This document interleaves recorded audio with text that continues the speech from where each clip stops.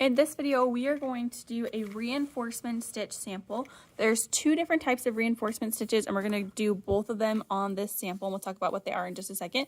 But for the sample, you need two sample squares. You need a marking pencil, a seam gauge, scissors, you will need your sewing machine, and later on you will need the iron.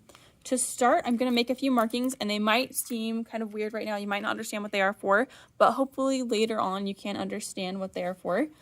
We are going to make a settings adjustment 1/2 inch before the pivot. So when we sew, we're going to sew down here 1/2 inch before a pivot.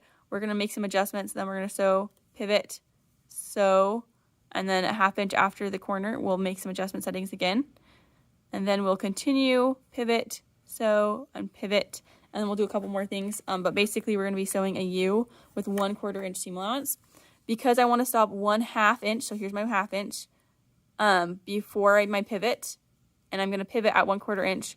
I'm actually going to be stopping 3/4 inch before the edge of my fabric.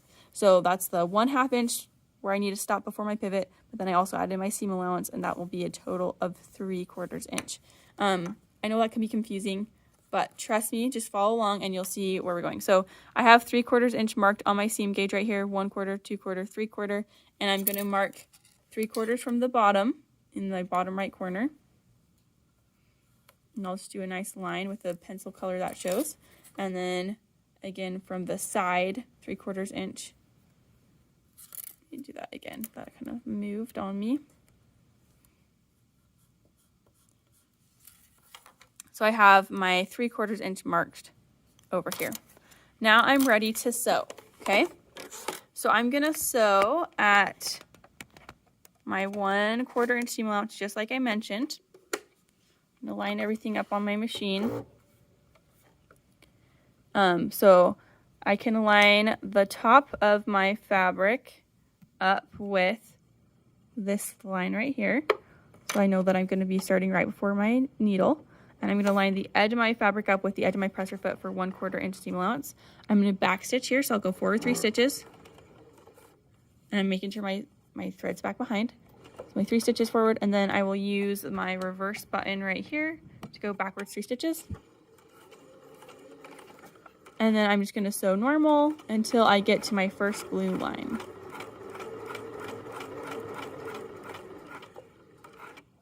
Okay, I'm getting close to that blue line. I'm now at my blue line, so I'm going to kind of pause here, and I need to make some settings adjustments. You'll notice right here, it's kind of hard to see, there's a little bit of a glare, but this is my stitch length. I am going to shorten, so my stitch is staying the same, I'm doing the 1 stitch. I'm going to shorten my stitch to 1 millimeter, so I'm going to go to that one right there. You can see like the flashing mark, that's where the standard stitch is. But I'm going to go till I'm next to the 1 here, and then I'm going to continue sewing to the point I want to pivot at, and then I'll pivot, sew to the blue line, and reset my stitch back to normal, okay? The reason I'm doing this is because I'm going to be creating really short stitches that makes my stitching really strong. That's what we call a reinforcement stitch, is a really strong stitch, and they're used in places where there's going to be a lot of stress or friction, or the garment might get worn out there. So I'm going to stop right here to prepare for my pivot, where the bar at the front of my, like between the 2 toes, that bar on my presser foot is in line with the edge of my fabric. I'm going to use my thumb coming towards me on my hand wheel to lower my needle into the fabric. Once it's in the fabric, I can use my hand to lift up my presser foot and then lower my presser foot, and that gives me a nice 1/4 inch pivot right there. I'm going to continue sewing until I get to the blue line again. You can kind of see the difference in stitches right here, where this is longer and that's shorter, and that's exactly what we want. Again, those short stitches are reinforcement stitches, and they make my project stronger in places like corners or places where there's going to be a lot of stress. So if it's like the corner of a backpack, you want it to be really strong. Okay, so I made it to the end of my blue line, and I'm going to go ahead and adjust my stitch back to the normal length. So you can see right here, that flashing light is where my normal one is. So I'm going to go up till I'm at that flashing light. And now I'm at my normal stitch again, and I can continue sewing. On the other side, we're going to do the other kind of reinforcement stitch. So I'm just going to sew it like normal for now, and I'll stop right before the edge again.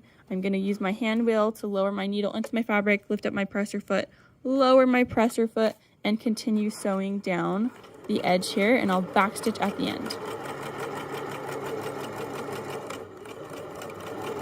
Okay, so I've sewn this. I've done one of my types of reinforcement stitch. The other one I still have yet to do.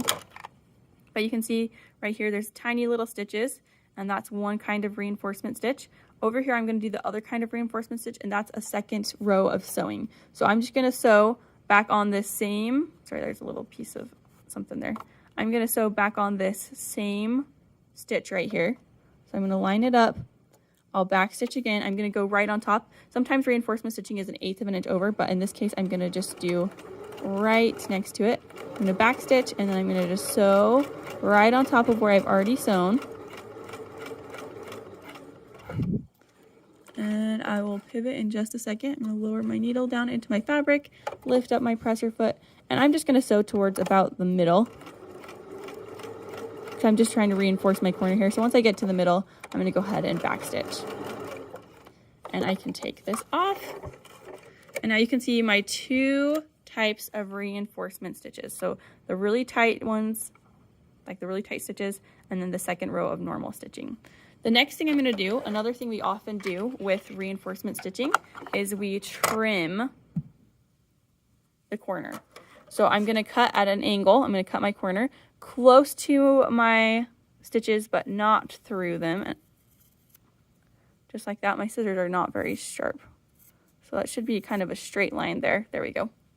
And then I'm going to go kind of more of an angle. So I'll cut here, and I'm just cutting up even to like my blue line really right there. So I'm going to cut up to that line and then cut up to that line. My scissors are super dull.